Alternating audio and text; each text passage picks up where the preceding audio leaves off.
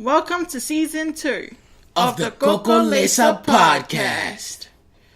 It's real hip hop music from the soul, y'all.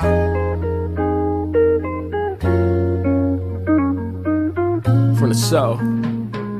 It always start with loving, don't it? That we always end up fighting, but we could fall off long as we get back to riding, homie.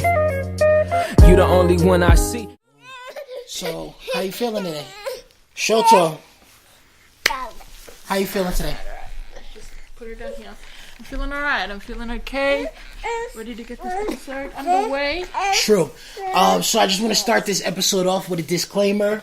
A lot of you are going to be in your feelings. A lot of people are going to get very sensitive and upset about this episode, and that's okay. Our views aren't everyone's views. We don't expect everyone's views to be our views. But anything you want to talk about, anything you disagree with, please hashtag Cocolesa so we can see it and let us know what you think and how you feel about this episode. Yeah? And once again, the babies are awake.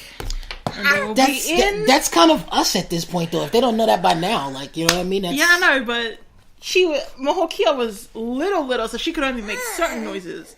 Now she talkative. If they don't like it, they don't gotta listen. I'm not saying that they weren't. I'm just telling them that.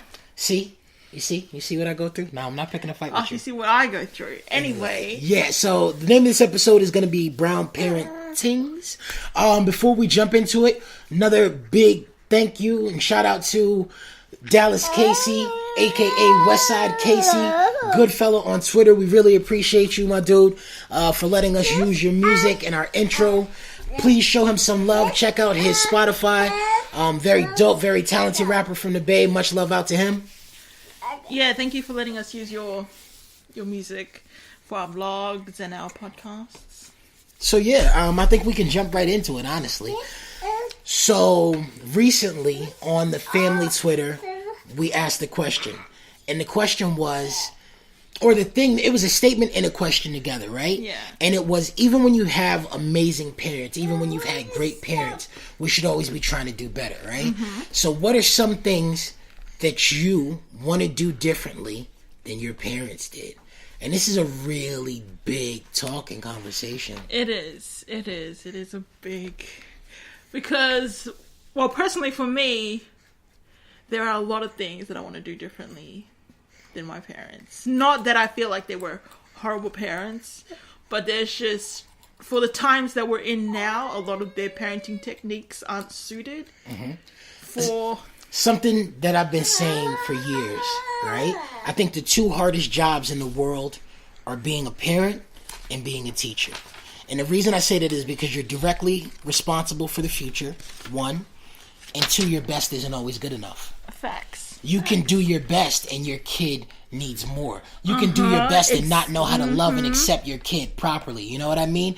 And so just because somebody did their best doesn't mean they get a write-off for all the things that went wrong or that they hurt or that they messed up in those situations. Exactly.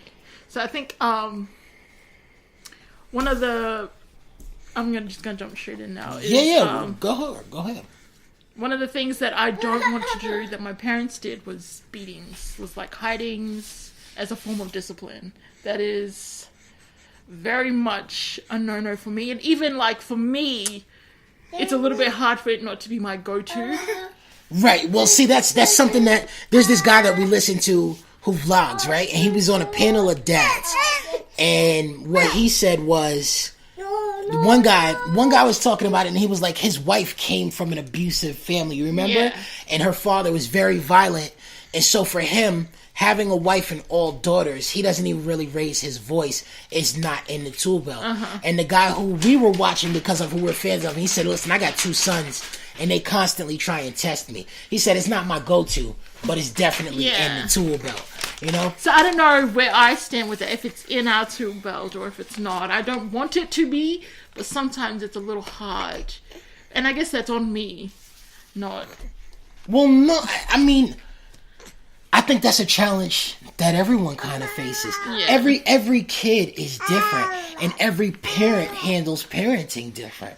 You know what I mean? And I think we've worked really hard in the beginning to set up and establish discipline and rules and structure so that we don't have to be violent. Yeah. You know what I mean? But even in that, she tests people. She tests you. I'll be honest. I see it a lot because She does. you're the love and I'm the discipline. Yeah. Not to fall into those roles, but it it's is just that the way, reality. yeah. So because you're the love, she doesn't look at you from a place of discipline. Listen, when I try to discipline her, She doesn't take you serious. She has discussions with me. She talks to me like, well, Because she's talking to you like a peer. She doesn't. She doesn't take it serious all the time. He like tells her not to do something. She plays no automatically- games. yeah. She goes right into cry mode, which is very rough for me too, because you haven't been hit, you haven't been popped. Like, why are you crying? So that's something that I get a little upset with her with. I get a lot upset with. You know what's funny though is that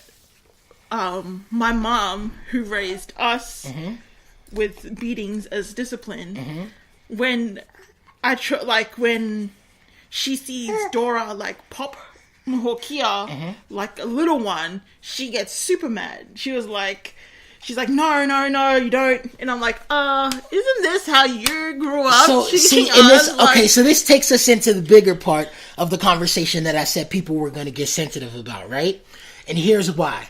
Because I have 3 moms, which means we have 4 moms. Yeah. Because my mom's and then your mom, Yeah. right? And I have different relationships with all of each them. of them, yeah. And all of them are women of color. Most of them are first generation. Not even, they're from their country Exactly. into America. You know what I mean? But still all very different. Regardless of the relationship I have with each of them, I love them. But the majority of them, your mom included, very toxic. And I'm not pinpointing that on them. That's their generation.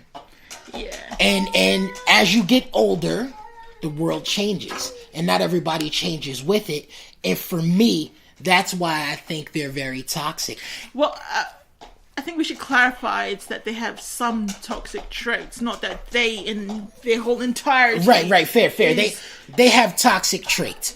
But for them, the thing about this conversation for me that makes it rough, and the thing that makes their toxic traits rough is because it's just beliefs. It's things that they believe. Yeah. And how do you challenge someone on their beliefs? A belief isn't right or wrong. It's, you know Yeah. what I mean? But we have seen our parents know so much. They know how to raise our kids better than we know how to raise our kids. And they know how to live our lives better than we know how to live our lives. But this is the generation that's the reason for so many of the toxicities and issues that we have as a generation. exactly. Not believing in homosexuality. Okay? Them again not believing in conversations. So we have my biological mother, your biological mother, or what they call dragon ladies. And you can tell me if you disagree. And dragon ladies, Dragon very ladies. big personalities. They spit fire. They're very loud. You know when they're around, right? And when you grow up in the shadow of that, it's very hard to have your own personality because you don't just, one of the first things your family ever said to me was, in Samoan culture, you don't talk, you listen. Right? But something that your family and your mom gets very upset with is that you don't talk more and that you don't speak up more and that you're not There's a loud lot and of you're not vulgar. contradictions. But they didn't create the environment for you to be that person. Exactly. And so like when that's your parents, how do you be, but they don't take responsibility for our failures. And so like, and I say that to say a lot of those messed up mindsets are their beliefs, but they don't see or take responsibility for the results of those beliefs in our generation. Yeah, like, not to, like, put my mom out there, you know, she's very loving, she's a great mother, she raised 5 girls on her own, she's very strong, very knowledgeable in the Samoan culture, and there are a lot of things I love about her, but there are also some things that I feel like it takes more than just one person to change her mind on it. And even then, 50 people couldn't change her mind on certain things. Like depression, mental illness. Like, I sent her this video on depression, and it was like a Tongan family. It was an older generation. The family didn't believe in depression. They didn't think it was a real thing until one of the daughters almost died from it. And the father loved his daughter so much that when he realized he was really going to lose her, she was really going to kill herself, it made him open his mind and understand and really try to figure out what was affecting his daughter. Yeah, so he asked the doctor, he was like, well, this is a real thing, right? And he's like, the doctor was like, yes, it's an illness of the mind, just like any other illness. So he really understood depression, and now he's trying to teach other older people about depression, like my mom. From our culture. Yeah, so I sent her this video on it, and I was like, oh, just check it out. It's because people in my family, like my immediate family, have depression, and I don't think she knows or that she's really understanding. The majority of her immediate family has some form of depression in levels and layers. And her mother's response when she sent the video was, what are you sending this to me for? I'm sure I raised kids that persevere. And I'm like, it's not about, I didn't even respond to it because it really infuriated me. But that's just some of the, I don't know if it's toxicities, but it's toxicity. No, but they grew up in a different kind of they grew up in a different environment than we did. I get that, but even with my biological mother, right? A lot of the things, there are things that made me step away from her on, right? So I became a super private adult that didn't like sharing information, and it was really hard for us to do a lot of the social media things that we do, because something that I had to live with constantly every time I did anything as a child, good, bad, everything, my mother was on the phone about it, talking to her sisters about it, and our entire family, every little detail of my life. And it wasn't anything that I had the right to speak out against, and it wasn't something that I even really knew why I didn't like, but it definitely made me feel violated. Yeah. And it made me turn into an adult, right? Where it affected me in a lot of levels. One, because it turned me into a very private adult. I don't like questions. I don't like sharing information. And that affected us in our marriage, and that was something we had to work on, right? Mm-hmm. Even beyond that, people think it's pride that doesn't allow me to let people do things for me. It's not pride, right? Mm-hmm. It's an understanding. I don't ask for help outside of certain people, and I don't allow people inroads into my life. Because when you provide that space, people think that they can comment or give you instructions on how to live your life, right?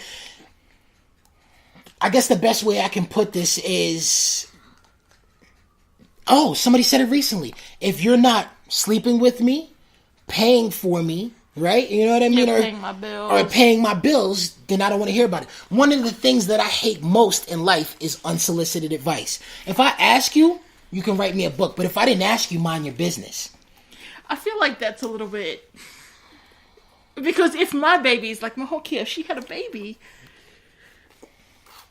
I don't know. I would probably give her unsolicited advice. I'd be like, you can do this with the baby. And I'm not going to knock you for that. But if she doesn't ask me, I'm not going to. So we spend more time with our kids than anyone. Yeah. But everybody's still, again, so something that we just said the other night, I was at much your midwife for the first 2 pregnancies as the midwives. Raised tons of kids, right? We spend more time with our kids than anyone. I remember when Mahokia was super young, she's never enjoyed baths. Yeah, not she once. Not. It's not her thing. Your mother came over and she was like, you don't know what you're doing. Let me give her a bath. She put her in the water and Shoto screamed until she was ready to have a panic attack as like an infant, and you had to calm her down. And your mom was like, I don't know why she doesn't like baths. I'm like, we just told you she doesn't like the bath. And this is our parents' generation. Like, with our kids. So no, I'm not about unsolicited advice. And this is why I'm not asking anybody for anything. I pay my bills. I take care of you. So you can't give me advice on how to take care of me and my babies. Oh, okay. I'm not talking to you. I'm talking to them. Yeah, I know, but... Nah. And it's okay. We can have different views on that. I'm sure a lot of people listening right now have very different views on that. And it's not a lack of respect. It all depends on who it's coming from. Because my mom, my non-biological mom, the softest and sweetest of our mothers, I listen when she speaks to me. because I understand that everything she's saying is from a place of love. I'm not saying that it's not the case with the rest of our mothers, but it's who she is as a person and the way she handles her love that makes me more open to listening to what she has to say. Because she doesn't bulldog us. Yeah. Yeah. And the other thing is, I think one thing. Well, we've been focusing a lot on the negative. right? Okay, yeah. So I'm gonna move on to something. That Shift direction. Sorry. Yeah. So good stepping. Go ahead. Something that I would like to do with my kids that my mom did with us is pass on culture, traditions. Yeah. And I know not everyone of our generation got that because moving from our homelands to,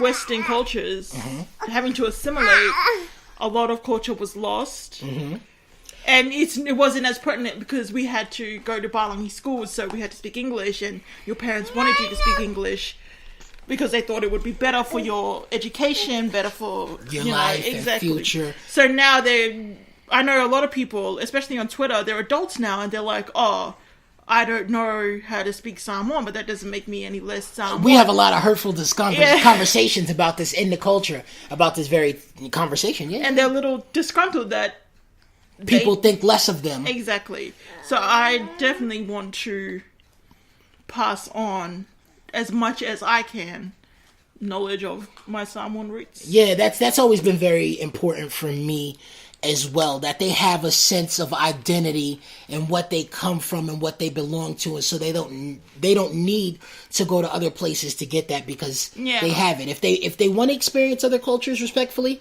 they can, but they have their own and they should know it and get to be a part of it as much as they want to. But even saying that, there are gatekeepers within the culture that try and limit people or define who and what is and isn't a part of the culture. Yeah. And not that I pay attention or listen to those people, because who are you? Exactly. But it's still something that happens and it affects a lot of people, and it makes a lot of people very emotional and passionate. And that's something another one of my mothers has said. We used to go back and forth because she's die-hard American through and through, because she comes from a third world country that's super poor. And she's watched everybody in her whole life be super poor and struggle. And she came here and it gave her kids a great future. And so my disdain for America was very insulting to her and was a slap in the face to her. And I never wanted my kids' first language to be English. And she thought I was so stupid. Like, you don't want your kids' first language to be English. They're not going to be able to work, and they're not going to have a future in America. And when people disrespect and take away from people not knowing their culture and their language, they don't understand. There's a lot of parents that still think and feel that way because they had nothing, and they came to Australia and America and Aotearoa and gave their families things that they never would have been able to give them at home. And for them, it was crucial that their kids speak English more importantly than anything else so that they could have a future. Yeah. But I remember that conversation in the car in Sydney. Yeah. But I understand what she means and where she's coming from. I really do, because that's the same thing with my parents, except you can come from really poor countries and do well and build a life and a future for yourself, while for sure, still passing on culture, knowledge, the knowledge of your ancestors, your culture, and things like that. And that's one thing I would say my mom is really, really good at, is she knows her Samoan stuff really well. She does. She's super knowledgeable about the culture. But that in itself is a little bit rough. Yeah, that's another conversation. Nobody knows where the money goes. But anyway, I think for me, on a positive note, one of the biggest takeaways that I would like to do different is, so something that you said, it was when we first, our first year of marriage, we saw a meme and you super identified with it. And it said, wow, you're really mature for your age. And it was like, no, I'm not mature. I just never had a childhood. Or I had to go through it was something it was like, no, trauma matured me. Something like that. I don't know if you remember. You don't need trauma to be strong. You don't need messed up situations to make you a well-rounded, solid individual. And I want to teach and give them strength without the trauma. While we're saying no trauma, I want to jump in and apologize a little bit, because I personally have issues with our parents' generation, and I don't want that to I don't want that to be the entire episode in a negative way, because of so much of who I am in a strong, loving, positive, impactful way comes from them as well. I love my father very deeply. So much of the man that I am and have strived to be is walking in his shadow and in his footsteps and trying to go beyond what he's done. I love my mother so much in the love that she gives to us and our children, and not just because she constantly feeds us. I love, no facts. Where she does feed us very well. And I love my grandparents' generation so much. There's so much strength and beauty and wisdom as well. And I think the thing that I've always said and always felt is our job as a generation is to sort and sift between the things that they gave us that work and don't work. Make the things that work our own and do better, and then give our kids the opportunity to do that. And I do give props to our grandparents' generation, and I think especially being of color, black and brown, growing up in the times that they did, it would have been very rough. So I do give props to the strength that they have and like their perseverance. And that's also where a lot of, so at least for blacks and African Americans, where the hidings come from is you had to teach your kids very quickly, because if they didn't learn, then they died. And so the hidings were an effort to see your children die. And that's even still now in some cases. There was this clip that got super famous of this lady in Baltimore. Her son was at a protest and she realized it was him. She left work to come and beat him. And people were praising her for beating him, completely missing the point that she was trying to save her son's life. And so I think, again, on a positive note, keeping it strong, for me, the three things that I don't want to define our parenting or our relationships with our children are fear, guilt, and violence. Because those are the things that make me resentful towards our parents' generation. Something that my biological mother does that she doesn't even know she does. Her language is so coated with guilt. And it makes me not even enjoy picking up her phone calls, because she doesn't think she's trying to guilt trip me, but it'll be the way she words something or the things that she chooses to say. And I'm like, why would I want to talk and you make me feel this way? And then she doesn't understand why she doesn't get phone calls. And that's not I take care of my mother very well. I'm an amazing son, not tooting my own horn, but I don't want to interact with her. I'll take care of you, I just don't want to talk to you. Yeah. I get that, and I feel I feel like that's cross culture. That is a lot. Yeah. Samoan, Tongan. Very much, very much. I was very angry with your mother for a long time because of everything that happened around Liliuokalani's birth. And things that you didn't even tell me that I had to find out from your sisters. Because you just told me she had a conversation with you on the way back from the hospital. You didn't tell me she verbally attacked you so bad that when you got in the house you were sobbing and in tears and just trying to hold Shoto, and she was still belittling you even as you were holding her. Alofa had to tell me that. Yeah, let's not make this the bash. No. Because no. That's not what I'm trying to do. But I'm saying my mom does it too, in different ways. And like I said, I don't want to make it negative. This is not an attack on them, but these are things, like I said, that make me feel a type of way somewhat about our parents' generation. And it's not to bash them, but it's definitely for me things that I want to do different. I never want them to feel this way with me. I never want them to. I don't want my kids to not want to pick up the phone when I call. Yeah.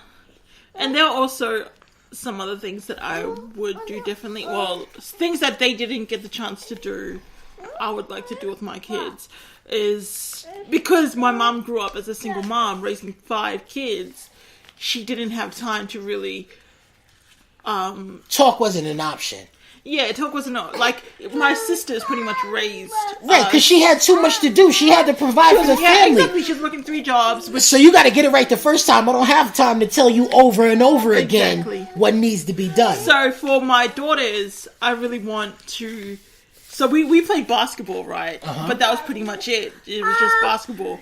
I really want, if they show skills, if they show interest in certain things, I want to, like, take them to classes where they can do those certain things. And then even if they don't like that and they feel like they want something else, I feel like they should have the option to be able to do those things. Yeah. Something that I love, that I'm very proud of, is that we have 2 under 2. And Shoto has been to 3 countries. And Enji has been to 2. They have stamps in their passport. And that makes me feel so good. And it's something that I want to continue with them. Even though they're not going to remember right now. I love that that's in their DNA. Yeah. I think... Let me see what... I just want to say again... apologies for me. Well, this is conversations for us. This is venting. This is working things out.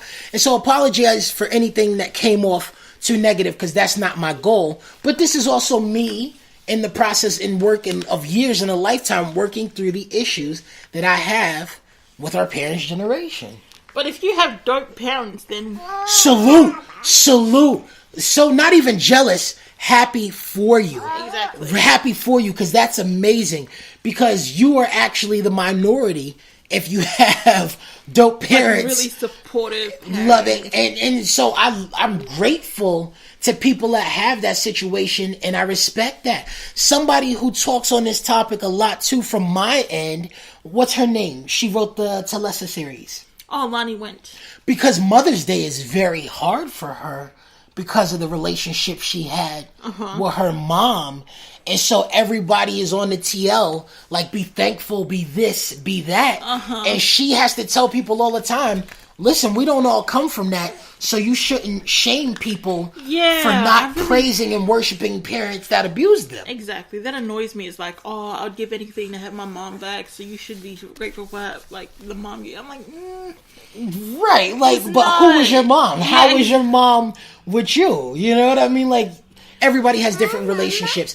And so I don't think any of us have the right to define what someone else's relationship is supposed to be. If you have a good one, salute and be happy and be grateful, and that's dope. But if you have a bad one, you shouldn't have to worship your abuser. Exactly. One thing I do appreciate about our parents is that they can cook. Especially funny. Your Dominican mother. Your mother Maria. She is an amazing cook. She is. She's an amazing cook. She's a loving mother. She's a loving grandmother. She makes me so proud to be a mama's boy. Like, I am so loyal and devoted to my mother. So... one thing I don't like, though... What? Just on the topic of... is how they coddle their sons. Ethnic parents. So, fair. And we've talked about that. Especially as Well, I've seen so many people from our generation complain and be angry because of the things that their husbands don't do, and the responsibility and the work that they don't take and the help that they don't give. But you got to understand, a lot of them come from a life where they've never had to take care of themselves. They're taken care of.